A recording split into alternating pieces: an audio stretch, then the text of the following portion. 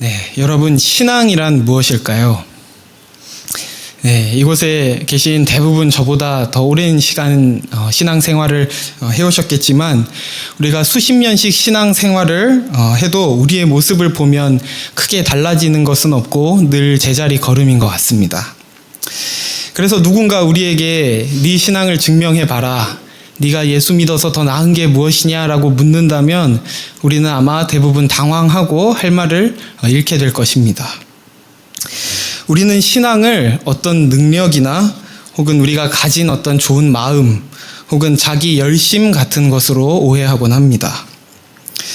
그렇게 눈에 보이는 것들로 서로의 신앙을 비교하면서 내가 그래도 저 사람보다는 더 나은 것 같아라는 우월감을 가지기도 하고, 또 저 사람은 저런데 왜 나는 이것밖에 안 될까라며 낙심하고 나의 믿음 수준은 이 정도야 라며 체념하기도 합니다. 그런데 성경은 이 신앙에 대해, 믿음에 대해 우리가 생각하고 기대하는 것과 다르게 말하고 있습니다. 우리는 일단 신앙을 가지게 되면 이 신앙이 마치 내 것인 것처럼 생각하게 되지만 성경에서 신앙은 결코 우리로부터 나온 것이 아니라고 말씀한다는 것입니다. 오늘 우리에게 주신 이 말씀을 통해 참된 신앙이 무엇인지, 그리고 그 신앙이 우리를 어디에까지, 우리를 어느 자리에 인도하고 있는지를 우리 함께 생각해 보기를 원합니다. 우리 본문을 보기에 앞서 배경을 먼저 살펴보려고 하는데요. 에베소 교회에는 많은 문제들이 있었습니다. 그래서 바울은 그가 아끼고 신뢰하던 이 디모데를 그 에베소 교회에 남겨 그들을 목양하게 했는데요. 에베소 교회를 목양하기 위해 필요한 여러 내용들을 기록하여 디모데에게 가르쳐 주고자 쓴 편지가 바로 이 디모데 전서 또 후서인 것입니다. 그렇게 디모데가 에베소 교회를 목양하며 가장 주의해야 했던 한 가지 문제가 있었는데 그것이 무엇이냐면 바로 이단 문제였습니다. 우리 본문 앞에 있는 1장 3절에서 4절 말씀인데요. 3, 4절을 제가 읽겠습니다. 내가 마게도냐로 갈 때에 너를 권하여 에베소에 머물라 한 것은 어떤 사람들을 명하여 다른 교훈을 가르치지 말며 신화와 끝없는 족보에 몰두하지 말게 하려 함이라. 이런 것은 믿음 안에 있는 하나님의 경륜을 이름보다 도리어 변론을 내는 것이라. 바울은 디모데에게 다른 교훈에 대해 이야기합니다. 다른 교훈을 쉽게 말하면은 이단이라고 할 수 있는 것이죠. 에베소 교회 안에 바른 교훈이 아닌 이 다른 교훈을 가르치는 거짓 교사들이 존재했습니다. 우리는 이단이라고 하면 먼저 신천지나 통일교, 여호와의 증인과 같은 교회와 분리된 어떤 사이비 종교를 먼저 생각하지만 교회 안에도 성경이 가르치는 진리의 말씀, 바른 교훈에서 벗어난 다른 교훈이 있었던 것입니다. 신화와 끝없는 족보, 당시 유대 문화권에 유행하던 여러 사상과 그런 이데올로기가 교회 안으로 들어와 하나님의 경륜을 바라보지 못하게 하고 다툼을 일으켰던 것입니다.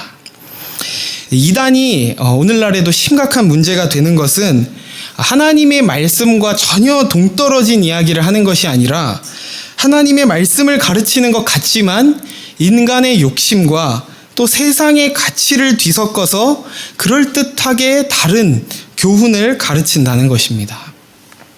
이러한 배경에서 바울은 자기 자신을 예로 그의 간증을 통해 바른 교훈이 무엇인지, 참 신앙이 무엇인지 가르치고 있는데요. 우리 본문 12절을 다시 한번 같이 읽겠습니다. 12절입니다. 나를 능하게 하신 그리스도 예수 우리 주께 내가 감사함은 나를 충성되이 여겨 내게 직분을 맡기심이니. 여기서 나를 능하게 하셨다라고 고백하는데 바울은 무엇에 능하다고 고백하는 걸까요? 세상에서 능력이라고 하면 무엇인가 더 옳고 강하고 뛰어난 것을 말합니다. 그러나 바울은 지금 바른 교훈을 통해 변화된 자신의 능력이나 자신의 어떤 은사의 탁월함을 말하려는 것이 아니라 그리스도의 은혜가 나를 능한 자리까지 인도하셨다는 것을 말하고 있는 것입니다. 다시 말하면 바울은 변화되어 능하게 된 자신에게 초점을 두는 것이 아니라 나를 능한 자리에 오게끔 한 그 복음, 그 은혜에 초점을 두고 있습니다. 그렇다면 그 은혜가 그를 무엇에 능한 자리로 인도하신 걸까요?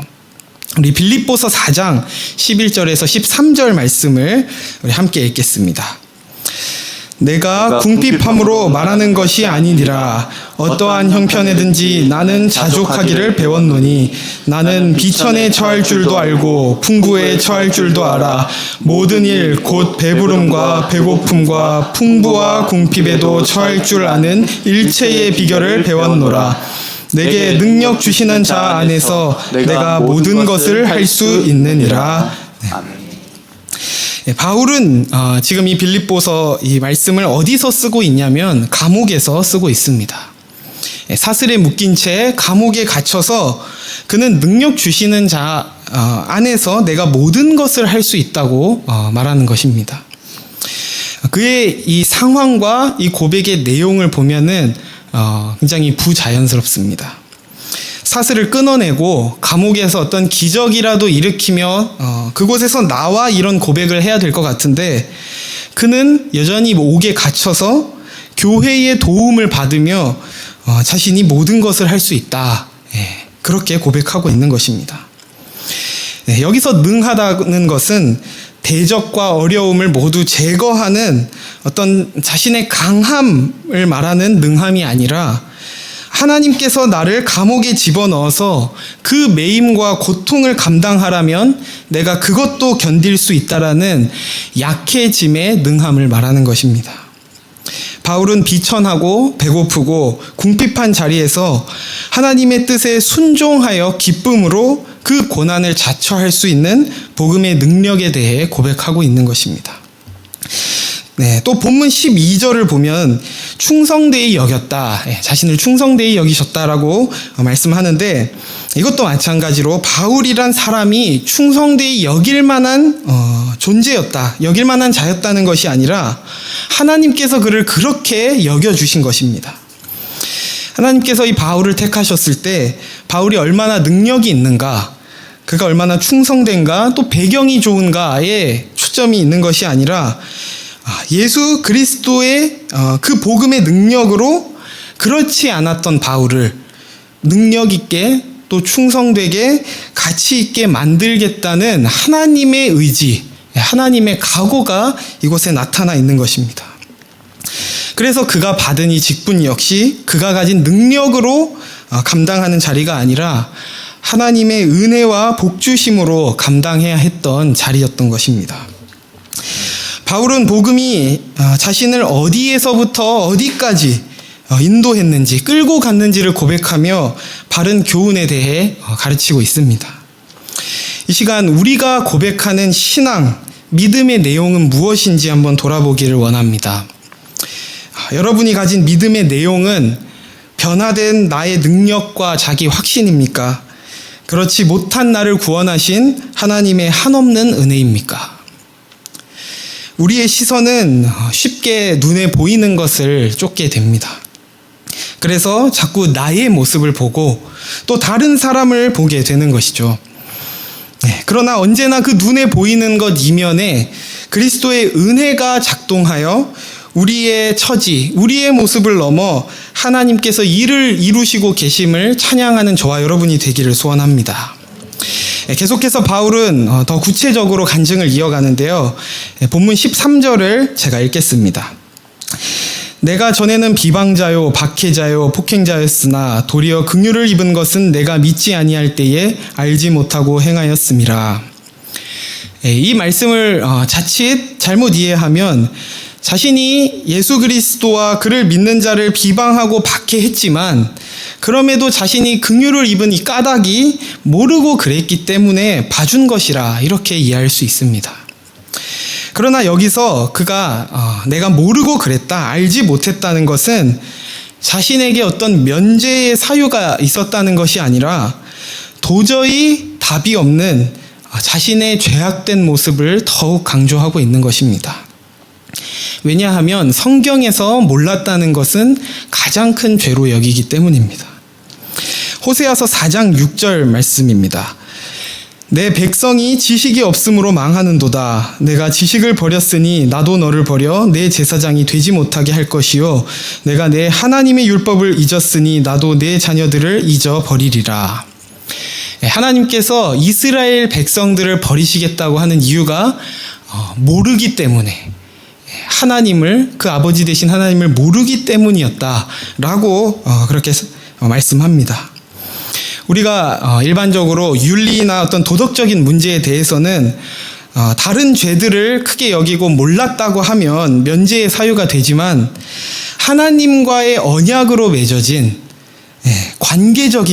하나님과의 관계적인 차원에서 볼 때 우리를 만드시고 자녀 삼으신 아버지를 몰라보는 것은 가장 큰 죄입니다. 우리가 부모와 자녀의 관계를 생각해봐도 자녀가 부모의 속을 썩이는 일은 있을 수 있어도 부모를 알지 못한다고 하며 자녀로 살지 않겠다고 하는 것은 있을 수 없는 일인 것처럼 그렇습니다. 죄와 사망에서 우리를 구원하셨을 뿐만 아니라 영광스러운 하나님의 자녀로, 그의 백성으로 살게 되었음을 우리는 알아 그분께 찬양과 경배를 드리는 것이 당연하고 마땅한 줄 믿습니다. 그래서 바울은 하나님을 알지 못했다는 그 사실이야말로 내가 어떤 나쁜 일을 저질렀던 것보다 가장 벌받고 욕먹어야 하는 그런 존재였음을 말하는 것이며, 그래서 더욱 큰 은혜가 자신에게 필요했던 부분이라고 고백하고 있는 것입니다. 그리고 그런 자신이 입은 은혜에 대해 14절에서 이렇게 찬양합니다. 우리 주의 은혜가 그리스도 예수 안에 있는 믿음과 사랑과 함께 넘치도록 풍성하였도다. 우리의 신앙의 본질은 우리 아버지 되신 하나님을 아는 것입니다. 그래서 그분의 은혜와 사랑이 얼마나 끝이 없고 한계가 없으신지를 깨달아가는 것이 우리 신앙의 목표이자 방향이 되어야 하는 것입니다. 그 풍성한 은혜와 사랑을 받아도 그 사랑을 받은 줄 몰랐던 우리의 용서받을 수 없는 죄를 깨닫고 아버지 되신 하나님을 아는 지식의 풍성한 저와 여러분이 되기를 축복합니다. 우리 본문 15절을 함께 읽도록 하겠습니다. 미쁘다 모든 사람이 받을 만한 이 말이여, 그리스도 예수께서 죄인을 구원하시려고 세상에 임하셨다 하였도다. 죄인 중에 내가 괴순이라. 미쁘다는 것은 믿을만하다, 또 확실하다, 이런 의미입니다. 바울은 자신 있게 그가 경험한 복음에 대해 고백하는 것이죠. 예수께서 죄인을 구하러 오셨는데 얼마나 죄인까지 구원하시냐면 죄인 중에 괴수인 자기 자신까지 구원하셨다고 고백하고 있습니다. 심지어 그런 자신을 복음을 위한 종으로 세우시기까지 그 은혜가 크시다는 것을 그는 찬양하는데요. 여기서 죄인 중에 괴수다라고 할 때 그 시제를 보게 되면 현재 시제입니다. 그래서 그는 예전에 내가 죄인이었다는 것을 지금 말하는 것이 아니라 지금도 그렇게 죄인 중에 괴수라고 고백하는 것이죠. 바울이 사울일 적에 내가 예수를 비방하고 박해했을 때는 죄인이었지만 그 후에 변화되어 지금은 떳떳하다는 것이 아니라 내가 지금 이 자리에 올 어떤 자격이나 조건이 자신에게 전혀 없었는데 그 복음의 능력이 나를 새롭게 했고 지금도 그 괴수와 같은 나를 이끄셔서 구원의 길로 인도하고 계시다는 고백을 하는 것입니다. 아무리 그래도 바울인데 그가 죄인 중에 괴수라는 이 고백이 여러분들에게는 와 닿으시나요? 바울이 죄인 중에 괴수면 우리는 무엇인가 이런 생각이 들지도 모르겠습니다. 하지만 바울이 이전에 그리스도인들을 박해했던 그 죄가 커서 그 자신의 죄의 크기를 누군가와 비교하여 자기만한 죄인이 없다고 말하고 있는 것이 아닙니다. 그리고 그의 도덕성이 너무 높아서 지나친 겸손을 부리고자 이런 고백을 하고 있는 것도 물론 아닙니다. 그는 어떤 사람 앞에서가 아니라 빛 대신 예수 그리스도 앞에 섰을 때 겉으로 드러난 자신의 죄를 넘어 그가 얼마나 절망적인 존재이며 죽을 수밖에 없는 자인지를 깨달았기 때문에 이런 고백을 하고 있는 것입니다. 우리의 믿음이 어릴 때는 내가 죄인인 줄은 알고 인정하지만 그래도 이건 좀 괜찮은 사람이고 이 정도 일은 내 힘으로 할 수 있다라고 생각하고 고집을 부리곤 하지만 우리의 신앙이 깊어지고 깊어질수록 내 고집과 힘으로는 아무것도 할 수 없다는 것을 배우게 됩니다. 그렇게 은혜 없이는 한순간도 살 수 없는 존재임을 저와 여러분이 고백하게 되기를 소원합니다. 잠시 제 이야기를 하면요. 제가 처음 신학교에 입학했을 때 이제 사역을 시작하기 전에 1학년일 때인데 저는 제가 꽤 괜찮은 신학생이고 또 좋은 사역자가 될 줄 알았습니다. 그래서 다른 사람들을 보면서 왜 이렇게 하지 않을까? 왜 저렇게 할까? 이런 판단을 하며 교만한 마음을 품기도 했었는데요. 제가 딱 사역을 시작하고 보니 정말 저보다 못난 사역자가 단 한 사람도 없다는 것을 알게 되었습니다.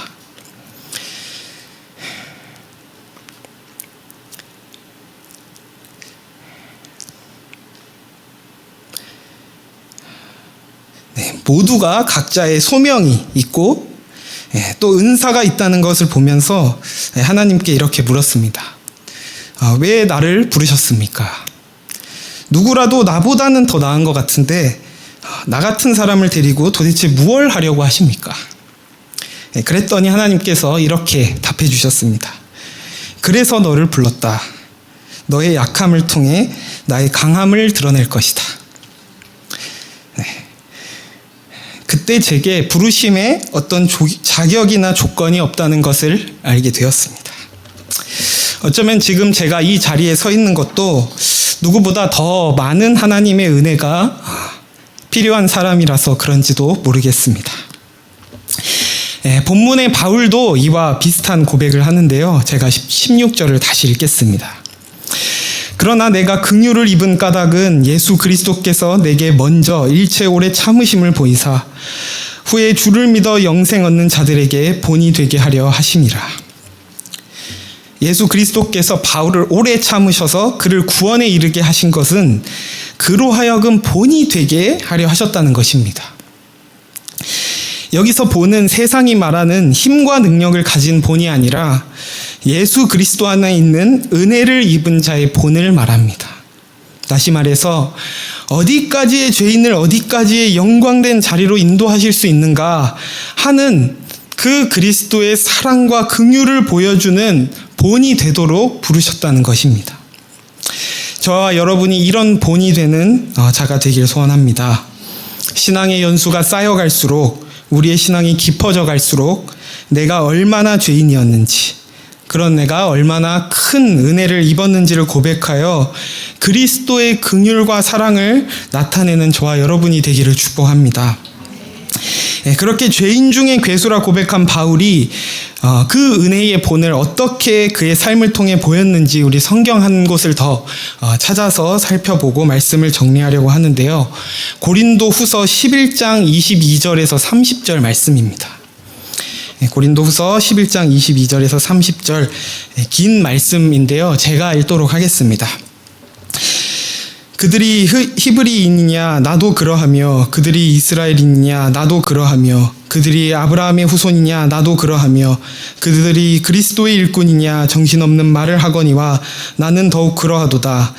내가 수고를 넘치도록 하고 옥에 갇히기도 더 많이 하고 매도 수없이 맞고 여러 번 죽을 뻔하였으니 유대인들에게 40에서 하나 감한매를 5번 맞았으며 3번 태장으로 맞고 1번 돌로 맞고 3번 파선하고 1주야를 깊은 바다에서 지냈으며 여러 번 여행하면서 강의 위험과 강도의 위험과 동족의 위험과 이방인의 위험과 시내의 위험과 광야의 위험과 바다의 위험과 거짓 형제 중에 위험을 당하고 또 수고하며 애쓰고 여러 번 자지 못하고 줄이며 목마르고 여러 번 굶고 춥고 헐벗었노라.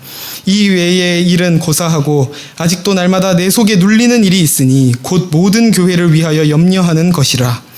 누가 약하면 내가 약하지 아니하며 누가 실족하게 되면 내가 애타지 아니하더냐. 내가 부득불 자랑할진대 내가 약한 것을 자랑하리라. 이 말씀은 사도 바울에게 고린도 교회가 그의 사도권에 대해 의문을 제기한 것에 대한 바울의 대답입니다. 고린도 교회는 바울에게 너가 온 우주를 창조하신 하나님의 종이라면 너도 절반쯤은 신이어야 하지 않느냐. 맨날 맞고 쫓겨다니고 그런 꼴이 되었으니 정말 너가 하나님의 종이 맞냐라고 묻는 것이죠. 바울은 이에 대해 자기의 어떤 정당함이나 능력으로 자신을 변호하지 않습니다. 오히려 그들이 그렇게 지적했던 부끄러운 일들을 나열합니다. 그의 대답은 내가 이 고생하는 것들을 보아라. 내가 내 이익을 위해서 이 일을 하겠느냐? 내가 이 고생을 왜 하겠느냐? 이 고생이 내가 하나님의 종된 것을 증거한다. 왜냐하면 이 고생은 다 너희를 위한 것이기 때문이다 라고 답을 하고 있는 것입니다. 바울은 그리스도 예수 안에 있는 귀한 복음 때문에 예수의 은혜와 그 복으로의 초청 때문에 자신의 희생과 고생을 기쁨으로 기꺼이 감당합니다. 그렇게 하나님의 아들 예수 그리스도를 십자가에 다신 그 사랑과 열심에 자신 역시 참여하고 있는 것으로 내가 참 사도다. 내가 진짜 하나님의 종이다. 라고 답을 하고 있는 것입니다. 바울이 강했을 때는 하나님을 위해서 한다고 한 일이 예수님 믿는 자들을 잡아 죽이는 것이었습니다. 그러나 십자가에서 약한 모습으로 죽으신 예수님을 만난 후에 그는 예수님처럼 약하여져서 그의 고난에 동참하는 것을 자신의 유일한 자랑으로 고백하게 된 것입니다. 우리가 예수님을 믿는 신자된 증거를 여러 가지 것들로 고백하고 삼을 수 있겠지만 이 바울의 간증과 삶을 통해 우리가 신자라는 것을 한번 돌아보기를 원합니다. 자기를 위해 살지 않고 죄 아래 신음하는 자에게 하나님의 구원과 능력의 복음을 전하기 위해 기꺼이 그 아들을 보내신 하나님의 사랑에 동참하는 것. 그 그리스도의 마음을 본받아 그 약하고 낮은 자리까지 간 그것으로 하나님의 종된 것과 그 복음의 능력을 나타내는 것을 우리의 목표로 삼아야 할 줄 믿습니다. 죄가 많은 곳에 은혜가 더욱 넘칠 것이라 하신 그 말씀을 우리가 의지하여 먼저 우리 자신이 죄인 중에 괴수임을 깨닫기 원합니다. 그리하여 그런 나까지도 사랑하신 주님의 은혜와 사랑을 더욱 깊이 알아 나의 능력이 아닌 복음의 은혜로 철저히 살아가는, 그래서 오직 예수 그리스도만을 자랑하는 저와 이곳에 예배하는 모든 성도님들 되시길 주님의 이름으로 축원합니다.